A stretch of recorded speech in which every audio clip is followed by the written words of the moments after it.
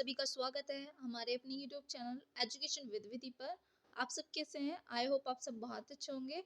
और आज हम करने वाले हैं यूनिट सेकंड असेसमेंट टूल्स यानी कि आकलन के उपकरण। इसमें आज हम किस टॉपिक पर डिस्कशन करने वाले हैं मैं आपको बताती हूँ। Quantitative and qualitative tools. अब तक हमने यूनिट 1 में क्या क्या पढ़ा एक बार हम रिमाइंड कर लेते हैं। आपने मापन पढ़ा, मापन के प्रकार और मापन का महत्व, विशेषताएं, गुण दोष, और आपने क्या ग्रेड सिस्टम पढ़ा, सीबीएसई सिस्टम पढ़ा और बुक ओपन टेस्ट भी पढ़ा। अगर आपने अभी तक क्लासेस नहीं देखी हैं तो आप जाकर देखिए। और ये क्लासेस आपकी दोपहर 12 बजे होती है, Monday to Saturday daily classes होती हैं। समय से आपकी क्लास अपलोड कर दी जाती है। आप समय से ही देखें तो ज़्यादा बेटर है। अगर नहीं देखी है तो आप जाकर देखिए। बहुत छोटे छोटे टॉपिक्स हैं लेकिन आपके एग्ज़ाम में बहुत ज़्यादा महत्व रखते हैं।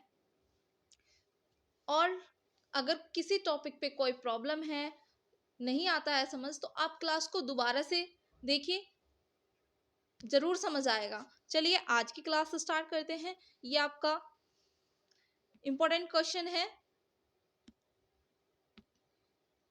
आज हम इसमें क्या पढ़ेंगे देखिए, मैं आपको बता देती हूँ। मात्रात्मक उपकरण के बारे में पढ़ने वाले हैं। क्वेश्चन देखिए आपका किस किस तरीके से आपसे पूछे जाएंगे। फर्स्ट क्वेश्चन आपसे इस तरीके से पूछा जा सकता है, मापन के मात्रात्मक और गुणात्मक उपकरणों की विस्तृत विवेचना कीजिए। Discuss in detail the quantitative and qualitative tools of measurement. अथवा शिक्षा के क्षेत्र में उपयोग होने वाले मात्रात्मक एवं गुणात्मक उपकरणों के बारे में आप क्या जानते हैं, विस्तार पूर्वक समझाइए। What do you know about quantitative and qualitative tools used in the field education? Explain in detail. अथवा आपसे पूछा जा सकता है, गुणात्मक साधन से आप क्या समझते हैं? अधिकतम प्रतिफलों के आकलन के लिए प्रयुक्त किए जाने वाले गुणात्मक साधनों की सूची दीजिए। उनमें से किसी एक साधन का विस्तार से वर्णन कीजिए। What do you understand by qualitative tools? Enlist qualitative tools used for the assessment of learning outcomes. Discuss any one of them in detail. तो देखिए, आपका मात्रात्मक उपकरण होता है एक गुणात्मक। मात्रात्मक उपकरण में यानी कि टूल्स में आपका क्या आता है? संख्या आ जाती है आपकी, हाइट स्टैंड होता है और एक वेट मशीन जो टूल यूज करेंगे। और आपका क्वालिटिव टूल्स में आपका आ जाता है अवलोकन, साक्षात्कार, प्रश्नावली, श्रेणी मापनी, छात्रों द्वारा निर्मित वस्तुएं, अभिलेख, diary, anecdotal records, cumulative records, projective technique और आपका परीक्षण। चलिए स्टार्ट करते हैं हम आज की ये क्लास और अच्छे से समझेंगे हम आखिर क्वांटिटिव एंड क्वालिटिव टूल्स हैं क्या। देखिए, क्वांटिटी में आप मात्रा की वो करोगे कि कितनी मात्रा में क्या चीज़ है। आप किसी वस्तु को मात्रा में माप सकते हो लेकिन किसी वस्तु के गुण को मात्रा में नहीं माप सकते, तो वो आपका गुणात्मक में चला जाएगा। तो देखिए, क्वांटिटिव एंड क्वालिटिव टूल्स क्या है। संसार में अनेक प्रकार की वस्तुएं हैं, प्राणी एवं क्रियाएं हैं। इनकी विशेषताओं को मापने के लिए जिन उपकरणों यानी कि जिन टूल्स का प्रयोग किया जाता है उन्हें मापन के उपकरण कहते हैं। मापन उपकरणों को सामान्यतः दो वर्गों में विभाजित किया जाता है। मैंने अभी आपको बताया, मात्रात्मक उपकरण, उपकरण का मतलब आपका टूल्स, क्वांटिटिव टूल्स, और एक आपका क्वालिटिव टूल्स। देखिए, क्वांटिटिव टूल्स क्या होते हैं? किसी वस्तु, प्राणी अथवा क्रिया की विशेषताओं को निश्चित मात्रा, इकाइयों के रूप में मापने को मात्रात्मक मापन कहते हैं। और इस मात्रात्मक मापन के लिए जिन उपकरणों का प्रयोग किया जाता है उन्हें मात्रात्मक उपकरण कहते हैं। जैसे छात्रों की लंबाई को नापने का उपकरण हाइट स्टैंड और उसके भार को नापने का उपकरण वेट मशीन। जैसे कि आप सभी जानते हैं, जब हम लंबाई नापेंगे तो हम हाइट स्टैंड का यूज करते हैं, और हम किसी का वेट करेंगे तो वेट के लिए हमें क्या चाहिए होगी, वेट वाली मशीन चाहिए होगी। ऐसे ही आपका गुणात्मक उपकरण में आ जाता है। किसी वस्तु या प्राणी अथवा क्रियाओं की विशेषताओं को गुणों के रूप में देखने समझने के लिए मापन मापने को गुणात्मक मापन कहते हैं। अब गुणात्मक मापन कैसे किया जाता है? जैसे कि छात्रों का टेस्ट ले लेना, उनसे कोई ओरली टेस्ट लेना, ये सब क्या में आ जाता है आपका गुणात्मक में। क्योंकि आप उसकी मात्रा नहीं बता सकते हो कि इसमें कितनी मात्रा है, लेकिन आप उसका गुण बता सकते हो। किसी वस्तु, प्राणी अथवा क्रियाओं की विशेषताओं को गुणों के रूप में देखने, समझने और मापने को गुणात्मक मापन कहते हैं। और गुणात्मक मापन के लिए जिन उपकरणों का प्रयोग किया जाता है उन्हें गुणात्मक उपकरण कहते हैं। जैसे छात्रों की शैक्षिक उपलब्धियों को मापने का उपकरण, उपलब्धि परीक्षण और उनकी वृद्धि को मापने का उपकरण बुद्धि परीक्षण। समझ गए आप? देखिए यहाँ पे देखिए इंपॉर्टेंट पॉइंट आपका, शिक्षा के क्षेत्र में उपयोग होने वाले मात्रात्मक और गुणात्मक उपकरण, quantitative and qualitative tools used in the field of education. आपका क्वांटिटिव एंड क्वालिटिव यूज क्या है आपकी एजुकेशन की फील्ड में? तो देखिए यहाँ पर मापन का क्षेत्र अति व्यापक है। इसकी परिधि में संसार की समस्त वस्तुएं, प्राणी और क्रियाएं आती हैं। इन सब की विशेषता को मापने के लिए अलग अलग उपकरण हैं। उन सब उपकरणों की चर्चा एक स्थान पर करना संभव नहीं है। हमारा अध्ययन क्षेत्र शिक्षा, इसीलिए एक सेकेंड गाइस, होल्ड कीजिए थोड़ा सा, यहाँ पे थोड़ा मिसप्रिंट हो रहा है। हमारा अध्ययन क्षेत्र शिक्षा है, इसलिए हम यहाँ केवल शिक्षा के क्षेत्र में प्रयोग किए जाने वाले मात्रात्मक और गुणात्मक उपकरणों का ही वर्णन करेंगे। अब नेक्स्ट पॉइंट आ जाता है quantitative tools which used in education. अब हम क्वांटिटिव टूल्स का यूज क्या करते हैं, कैसे करते हैं, देखिए यहाँ पढ़ेंगे। शिक्षा के क्षेत्र में प्रयोग होने वाले मात्रात्मक उपकरण। शिक्षा के क्षेत्र में शिक्षक मुख्य रूप से छात्रों की संख्या, लंबाई और भार का मात्रात्मक मापन करते हैं। उनकी शेष विशेषताओं का मापन विशेषज्ञ करते हैं। जैसे दूरदृष्टि, निकट दृष्टि और श्रवण शक्ति का मापन डॉक्टर द्वारा करना और उपरोक्त मात्रात्मक मापन के उपकरण हैं। फर्स्ट पॉइंट आपका संख्या, नंबर क्या होता है आखिर? शिक्षक को प्राय छात्रों की संख्या जाननी होती है। क्लास में कितने स्टूडेंट्स हैं वो जानने के लिए वो काउंटिंग करते हैं। इसके लिए हम काय का यूज करेंगे? अपनी नंबर्स का यूज करते हैं।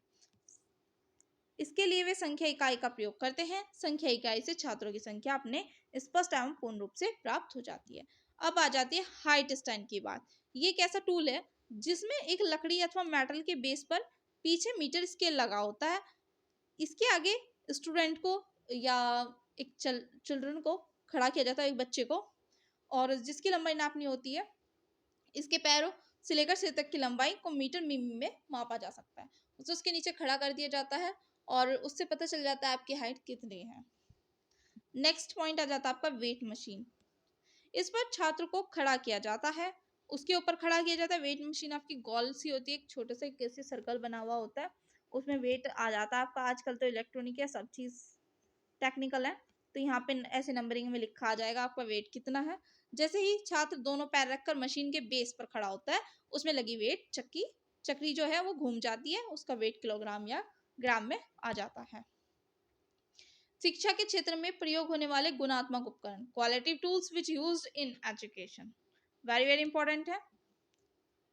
जो पॉइंट ना समझ आए उसको अपनी नोटबुक में नोट्स में नोट कर लीजिएगा। देखिए, शिक्षा के क्षेत्र में गुणात्मक मापन का क्षेत्र बहुत व्यापक है। शिक्षा के क्षेत्र में छात्रों की शैक्षिक उपलब्धियों, मानसिक शक्तियों और मनोवैज्ञानिक स्टेटस का मापन किया जाता है। शिक्षकों की योग्यता, शिक्षण कौशल और छात्रों के प्रति उनके व्यवहार का मापन किया जाता है। प्रधानाचार्य की कार्यविधियों का मापन किया जाता है। शिक्षा नीति की उपयोगिता और शिक्षक प्रशासन की प्रभावशीलता का मापन किया जाता है और अभिभावकों की क्रिया का मापन किया जाता है। शिक्षक मापन का क्षेत्र व्यापक है तो उनके मापन को भी उपकरण भी अधिक हैं। कुछ मुख्य गुणात्मक उपकरण हैं, जैसे कि आपका जो क्वालिटिव टूल है उसका यूज बहुत ज्यादा है। यूज तो है यही, क्योंकि हमें उसकी ज्यादा जरूरत है, तो हमारे क्षेत्र बहुत बड़ा है तो हमें जरूरत भी ज्यादा है और उसके टूल्स भी हमारे पास काफी हैं। तो देखिए, फर्स्ट आ जाता है आपका अवलोकन, ऑब्जर्वेशन। ऑब्जर्वेशन क्या होता है कि हमें किसी चीज को अपने अंदर तक ले जाना होता है, ऑब्जर्व करना होता है किसी चीज को। अक्सर आपने सुना होगा ऑब्जर्व वर्ड, उसी का मीनिंग है यहाँ। अवलोकन से तात्पर्य किसी वस्तु, प्राणी अथवा क्रिया की विशेषताओं को आंखों से देखकर और मन मस्तिष्क से समझकर मानक शब्दों में स्पष्ट करने से होता है। अवलोकन व्यक्ति के व्यवहार का मापन करने व अति प्राचीन विधि है। मापन करने की जो है प्राचीन विधि है, बहुत ज्यादा प्राचीन है ये। अवलोकन अवलोकनकर्ता की अपनी दृष्टि और अपनी सूझबूझ पर निर्भर करता है। यह मापन की व्यक्तिनिष्ठ विधि है। इसमें परिणामों की पूर्ण रूप से निर्भर नहीं किया जा सकता, परंतु छोटे छोटे बच्चे जो मौखिक एवं लिखित परीक्षा के प्रति जागरूक नहीं होते, उनकी आदतें, संवेगात्मक स्थिति, बौद्धिक परिपक्वता, रुचियों के विकास, अभिवृत्तियों में परिवर्तन, सामाजिक समायोजन व सीमा, उनके व्यक्तित्व का पता लगाने के लिए इसका प्रयोग उपयोगी हो जाता है। आपका फर्स्ट पॉइंट हो गया, आपने जान लिया अवलोकन क्या होता है। अब आ जाइए साक्षात्कार यानी कि इंटरव्यू।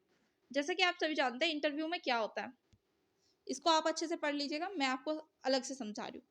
इंटरव्यू में क्या होता है, टीचर भी आपसे, टीचर नहीं, दो लोग होंगे, टीचर कह सकते हो आप, स्टूडेंट कह सकते हो। मान लीजिए एक टीचर एक स्टूडेंट है, टीचर स्टूडेंट से प्रश्न करेगा और प्रश्नों का उत्तर स्टूडेंट देगा, तो दोनों के बीच जो वार्तालाप होता है वो एक इंटरव्यू की तरह होता है। एक पर्सन पूछेगा तो एक उत्तर देगा। ये किस में आ जाता है, आपका साक्षात्कार में आ जाता है, यानी कि आपका इंटरव्यू में आ जाता है। इसे आप अच्छे से पढ़ लीजिएगा, मैं ज्यादा डिटेल में आपको नहीं बता रही क्योंकि बहुत इजीली टॉपिक है और इजीली यहाँ पे आपको लैंग्वेज में समझ आ जाएगा। अब देखिए पर्सनावली यानी कि क्वेश्चन क्या होता है। क्वेश्चन में आपको एक जो क्वेश्चन पेपर दिया जाता है, क्वेश्चन पेपर की तरह दे दिया जाता है, चाहे वो आपको एमसीक्यू पर्पस में दे दिया जाए या यस और नो टाइप में दे दिया जाए, किसी भी तरीके से कुछ दिया जा सकता है जिसका आपको आंसर बहुत कम शब्दों में देना होता है।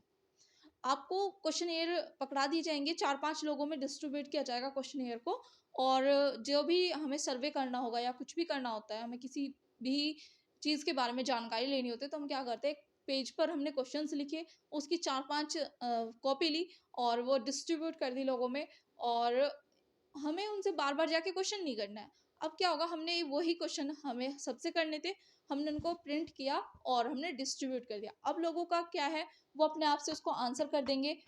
हम बाद में उन क्वेश्चंस के जो आंसर हमें मिलेंगे उसके बेस पर एनालिसिस करेंगे। तो यही हमारा क्या होता है, क्वेश्चन होता है। अब बात करें हम श्रेणी मापने की, यहाँ मैं आपको ये अच्छे से पढ़ा देती हूँ क्योंकि ये आपका छोटे छोटे अति लघु प्रश्नों में भी पूछा जाएगा। श्रेणी मापनी यानी कि रेटिंग स्केल, इस विधि को निर्धारण मापनी और क्रम निर्धारण विधि भी कहते हैं। आपको जहां जहां विधि दिखाई दे मेरा नाम याद रख लीजिएगा। यह विधि प्रश्नावली की तरह की होती है। अंतर यह होता है कि इसमें समस्या विशेष से संबंधित अनेक कथन होते हैं। कभी कभी मुझे भी लगता है कि ये विधि जो आ जाता है ना, कभी कभी कहीं किसी किसी सब्जेक्ट में बार बार आता रहता है घूम फिर के, विधि विधि, तो विधि मेथड होता है। विधि विधि का मीनिंग बहुत अच्छा है, ऐसी बात भी नहीं है, तो ये अच्छा वर्ड है। निर्धारक को अपनी दृष्टि से उन्हें श्रेणीबद्ध करना होता है, इसलिए इसे श्रेणी मापनी कहते हैं। इस श्रेणी मापनी कई प्रकार की होती है। तो देखिए पहला होती है आपकी चेकलिस्ट। चेकलिस्ट है कि क्या, आखिर है क्या ये चेकलिस्ट। चेकलिस्ट में किसी समस्या से संबंधित अनेक कथन दिए होते हैं, निर्धारक को अपनी दृष्टि से उपयुक्त पर चिन्ह लगाना होता है। चेकलिस्ट का प्रयोग शिक्षा नीति एवं शिक्षा योजना आदि की उपयोगिता एवं छात्रों के गुण दोषों का पता लगाने एवं व्यक्तित्व मापन के लिए किया जाता है। किस लिए किया जाता है, व्यक्ति का के गुण दोष पता लगाने के लिए, व्यक्तित्व का उसकी पर्सनैलिटी जानने के लिए किया जाता है। आंकिक मापनी नंबर स्केल, इसमें किसी समस्या से संबंधित 3, 5 अथवा 7 कथन दिए होते हैं। व्यक्ति अथवा छात्रों को प्रत्येक कथन को उसकी सार्थकता के आधार पर अंक 1, 2, 3, 1, 2, 3, 4, 5 अथवा 1, 2, 3, 4, 5, 6, 7 देने होते हैं। इसका प्रयोग शिक्षा एवं छात्रों से संबंधित समस्याओं एवं व्यक्तियों के व्यक्तित्व मापन के लिए किया जाता है। नेक्स्ट पॉइंट आ जाता है आपका, नेक्स्ट पॉइंट आपका आता है यहाँ पे ग्राफिक मापनी। मैं कभी कभी बहुत ज्यादा फास्ट बोल देती हूँ, उस चीज को ज्यादा वो मत कीजिएगा या आप सोचो मैम बहुत ज्यादा फास्ट बोलती हैं। अगर ज्यादा फास्ट लगे तो मुझे कमेंट करके बता दीजिएगा या फिर स्पीड कम कर लीजिएगा। तो देखिए ग्राफिक मापनी क्या है, इसमें किसी समस्या से संबंधित प्रत्येक कथन को अंक प्रदान करने के स्थान पर उसके लिए एक क्षैतिज रेखा हॉरिजॉन्टल लाइन प्रस्तुत की जाती है। क्षैतिज रेखा हॉरिजॉन्टल आपकी इस टाइप में होती है। इस क्षैतिज रेखा को सांतत्य कॉन्टिन्यूम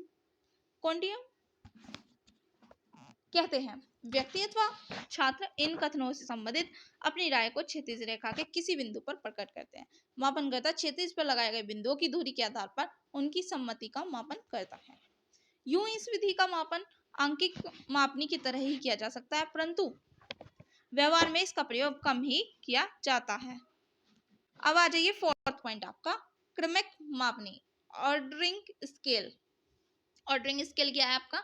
इसमें किसी समस्या गुण से संबंधित अथवा प्रश्नों के स्थान पर कई समस्या गुणों को एक साथ प्रस्तुत किया जाता है और निर्धारक से उन्हें क्रमबद्ध कराया जाता है। इसका प्रयोग किसी व्यक्तियों में यथा गुणों की सापेक्षिक स्थिति का पता लगाने एवं उनके व्यक्तित्व का मापन करने के लिए किया जाता है। फिफ्थ पॉइंट आपका, बाध्य चयन मापनी, फोर्स चॉइस स्केल। इसमें प्रत्येक प्रश्न के 2 या 2 से अधिक उत्तर दिए होते हैं। व्यक्ति अथवा छात्र को इन उत्तरों में से ही किसी उत्तर का चयन करना होता है, इसलिए इसे बाध्य चयन मापनी कहते हैं। इसका प्रयोग किसी व्यक्ति अथवा छात्र में यथा गुणों के होने, न होने अथवा कितने होने के बारे में जानकारी प्राप्त करने एवं उनके व्यक्तित्व का मापन करने के लिए किया जाता है। नेक्स्ट है क्वेश्चन नंबर 6, अभिलेख, रिकॉर्ड्स। छात्रों के व्यवहार में होने वाले परिवर्तनों की जानकारी के लिए अभिलेखों का भी सहारा लिया जाता है। ठीक है। विद्यालय बच्चों की प्रगति का यह अभिलेख कई रूपों में रखा जाता है। फर्स्ट आपका छात्रों की डायरी। डायरी में क्या होता है, मैं आपको इसमें नहीं बता रही हूँ, आप इसमें से पढ़ लीजिएगा, मैं समझाती हूँ आपको अपने वर्ड्स में। छात्रों की जो डायरी होती है, डायरियों से हमें क्या पता लगता है? एक डायरी लिखने का स्टूडेंट्स को शौक भी होता है और कुछ को नहीं भी होता है, हालांकि सबको नहीं होती है चीज। तो जब उन्हें शौक होता है तो उसमें क्या लिखते हैं बच्चे अपना, किसी टीचर ने उन्हें कुछ डांट दिया तो जो पर डे डायरी लिखते हैं स्टूडेंट्स, वो जाके उसको जरूर लिखेंगे उसमें। या उनके साथ आज भी पूरे दिन में जो भी ऐसी कोई घटना हुई होगी जो उन्हें अच्छी ना लगी हो या अच्छी लगी हो, वो उस चीज के बारे में उसमें लिखेंगे। या फिर उन्हें अगर कविताएं लिखना पसंद होगा, शायरी लिखना पसंद होगा। आपने अक्सर देखा होगा स्कूल टाइम में अक्सर चोरी से, कितनी बार ऐसा होता है कि कॉपियों में चोरी से लिखते थे हम लोग, शायरी लिख ली, क्योंकि शायरी हुआ, चुटकुले हुआ, मतलब कुछ चीज़ ऐसी होती है जो हम शायद औरों को नहीं दिखा सकते, पेरेंट्स को या किसी को भी, तो हम अक्सर ऐसी डायरीज भी लिखते हैं। तो उसमें क्या होता है कि हमारे बच्चों के आचरण का पता चलता है, उनका बिहेवियर कैसा है, वो लोग किस चीज़ का इफेक्ट उन पर हो रहा है और किस चीज़ का नहीं हो रहा है। अगर उनके साथ कुछ गलत हो रहा है और वो उस चीज़ को उसमें लिख रहे हैं, तो हम पता लगा सकते हैं कि इजीली कि बच्चा डायरी लिखता है और 100% अगर इसके साथ ये चीज़ गलत हुई है तो इसने उसके बारे में लिखा होगा और इस चीज़ पर वो अपना डिसीजन क्या लेगा।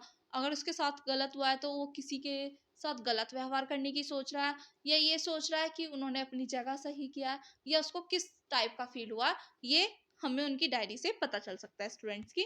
अब बात करें हम घटनाव्रत। घटनाव्रत से तात्पर्य है, ये जो है एनेक्डोटल रिकॉर्ड्स में क्या होता है, घटनाव्रत से तात्पर्य उन अभिलेखों से होता है जो अध्यापक किसी छात्र के विषय में तैयार करते हैं। इस प्रकार के अभिलेखों से लेखों में छात्र से संबंधित विशेष घटनाओं को अंकित किया जाता है जिनके द्वारा उनके संवेगात्मक व्यवहार की जानकारी होती है।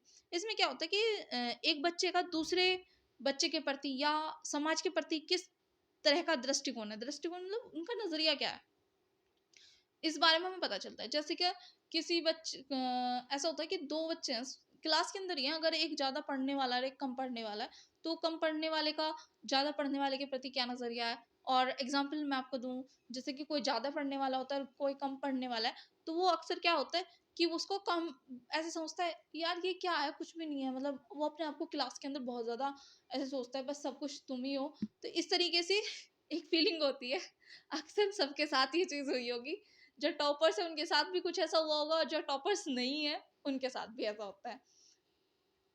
अपने पर मत लीजिएगा कि हमने भी बचपन में ऐसा कुछ सोचा था, थोड़ा सा रिलेट कीजिएगा, आपकी लाइफ में भी ये घटनाएं हुई होंगी जरूर। संचित अभिलेख पत्र, क्यूमुलेटिव रिकॉर्ड्स। क्यूमुलेटिव रिकॉर्ड्स आपका क्या होता है, देखिए, संचित अभिलेख पत्र में छात्रों की विभिन्न क्षेत्रों में की गई प्रगति का क्रमिक ब्यौरा होता है। क्या होता है ये आपका क्रमिक ब्यौरा। इसमें छात्रों के परिवार संबंधी सूचनाएं, उनके स्वास्थ्य संबंधी सूचनाएं, उनके शैक्षिक प्रगति, उनके सहपाठीचार्य क्रियाओं में भाग लेने का ब्यौरा एवं खेलकूद संबंधी सूचनाओं का लेखा जोखा होता है। किसी छात्र के विद्यालय में प्रवेश लेते ही उसके बारे में ये सब सूचनाएं आदि इस पत्र में भरी जाने लगती हैं। उदाहरण के लिए प्रवेश के समय उनका क्या वजन था, 6 माह 6 मंथ बाद कितना होगा, वर्ष के अंत में कितना, और 6 माह के अंतर के वजन से उनका वजन में कितनी वृद्धि अथवा कमी होती है, इसका लेखा। इस प्रकार शैक्षिक परीक्षा में उसके द्वारा प्राप्त अंकों को लिखा जाता है और उसकी कक्षा में स्थिति लिखी जाती है, यानी कि उसकी क्लास में क्या स्थिति है, अटेंडेंस या उसका मतलब कितनी है, एब्सेंट कितनी है, सब चीजें उसके बारे में लिखी जाती है, उसका बिहेवियर कैसा है। यह अभिलेख एक प्रकार से ऊपर वाली अन्य विधियों एवं परीक्षण विधि के परिणामों का लेखा जोखा है। इसमें किसी छात्र की विभिन्न क्षेत्रों में होने वाली प्रगति अथवा अवनति, उसकी रुचियां का और उसके व्यवहार का पूरा पूरा ज्ञान प्राप्त होता है। नेक्स्ट पॉइंट पर आते हैं हम। प्रक्षेपीय तकनीक यानी कि प्रोजेक्टिव टेक्निक आपकी क्या है। प्रक्षेपण से तात्पर्य उस प्रक्रिया से है जो व्यक्ति किसी वस्तु अथवा क्रिया के प्रति अचेतन स्तर पर करता है। साफ जाहिर है कि इस तकनीक से व्यक्ति के अचेतन पक्ष का मापन किया जाता है। यह विधि व्यक्तित्व मापन के में विशेष रूप से प्रयोग की जाती है। इसके कई रूप हैं। पहला आपका साहचर्य तकनीक, एसोसिएशन टेक्निक। सेकंड आपका रचना तकनीक, कंस्ट्रक्शन टेक्निक। थर्ड आपका पूर्ति तकनीक, कंप्लीशन टेक्निक। और फोर्थ आपका क्रम तकनीक, ऑर्डरिंग टेक्निक। फिफ्थ आपका अभिव्यक्ति तकनीक, एक्सप्रेशन टेक्निक। सिक्स्थ आपका रोशा स्याही धब्बा परीक्षण, रॉकरेच एंड फ्लोट टेस्ट। अब आ जाइए नेक्स्ट पॉइंट पर। 8 पॉइंट जो आपका है वो है आपका टेस्ट, परीक्षण। आखिर ये परीक्षण है क्या। परीक्षण से तात्पर्य किसी वस्तु याद आ जाएगा मुझे बार बार, मुझे क्या, आप लोग जब याद करोगे ना तो आपको बार बार वही चीज रिकॉल होएगी। किसी छात्र अथवा छात्रों के समूह की मानसिक क्षमताओं, शैक्षिक उपलब्धियों एवं शैक्षिक कठिनाइयों का पता लगाने की मौखिक अथवा लिखित प्रश्नावलियों एवं उपकरणों से है। शिक्षा के क्षेत्र में प्रयोग होने वाले मुख्य परीक्षण है उपलब्धि यानी कि आपका अचीवमेंट टेस्ट, अभिक्षमता परीक्षण एप्टीट्यूड टेस्ट, बुद्धि इंटेलिजेंसी टेस्ट एंड आपका पर्सनैलिटी टेस्ट। इन सब की चर्चा तत्संबंधी अध्यायों में विस्तार से की गई है। और आपकी क्लास आज यही समाप्त होती है। मिलते हैं कल ट्यूसडे में दोपहर 12 बजे। और एक बार फिर से एक चीज रिमाइंड कराना चाहूंगी, देखो एक बार में कोई भी चीज क्लियर नहीं होती है, तो आप दोबारा से एक बार क्लास को फिर से देखिएगा, स्पीड बढ़ा के देखिए चाहे, पर देखिएगा अगर नहीं कोई चीज क्लियर हुई है। और नोट डाउन जरूर कीजिए, चाहे आप शॉर्ट में नोट कीजिए पर पॉइंट्स को नोट डाउन कीजिए जब मैं आपको करा रही हूँ। और ये इंपॉर्टेंट क्वेश्चन है, कोई ऐसे वैसे क्वेश्चन नहीं कराती मैं उठा के। आपका CCSU एंड MSc के लिए इंपॉर्टेंट है ये क्लास। प्लीज उम्मीद करूंगी आप सभी नोट डाउन कर रहे होंगे और पेन कॉपी अपना लेकर बैठिए करिए, चाहे पेंसिल ले लीजिए, आपका जो मन करे आप लेके बैठिए, क्योंकि लिखने से आपको बहुत ज्यादा याद होता है, अच्छे से ही रिमाइंड रहता है, ये नहीं कि आप बार बार भूलोगे। मिलते हैं नेक्स्ट क्लास में, बाय बाय।